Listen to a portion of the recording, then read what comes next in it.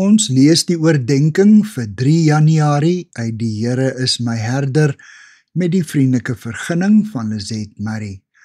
Die opskrif vanoggend is Dawid, 'n man na God se hart.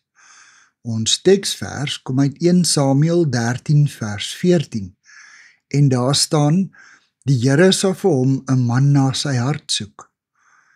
Dawid se naam kom meer as 600 keer in die Ou Testament voor en 60 keer in die Nuwe Testament.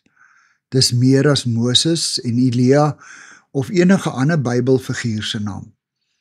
Wat is dit dan wat so spesiaal aan Dawid is? Hoekom was juis hy God se uitverkorene?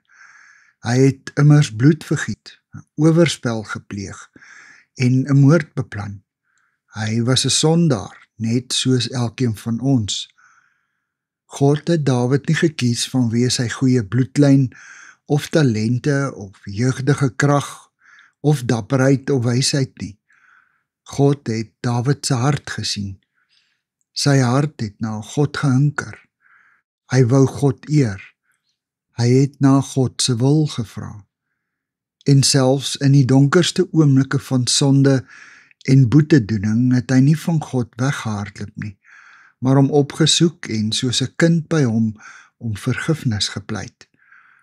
In sy hart het Dawid die herderseun gebly.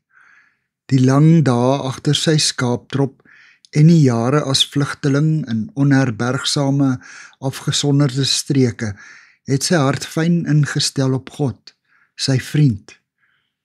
Dawid was 'n man na God se hart, omdat hy God erken het as koning, herder en Here van sy lewe.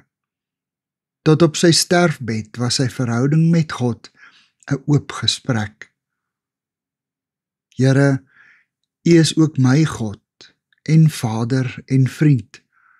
Ek wil U onvoorwaardelik lief hê en dien, my lewe lank. Amen. Dankie vir die saamkuier. Ek deel Lizet se kontak en webblad besonderhede in die inligtingsparagraaf van hierdie voorlesing. Daar is ook skakels na voorlesings van Lizet se ander publikasies wat op hierdie platform beskikbaar is.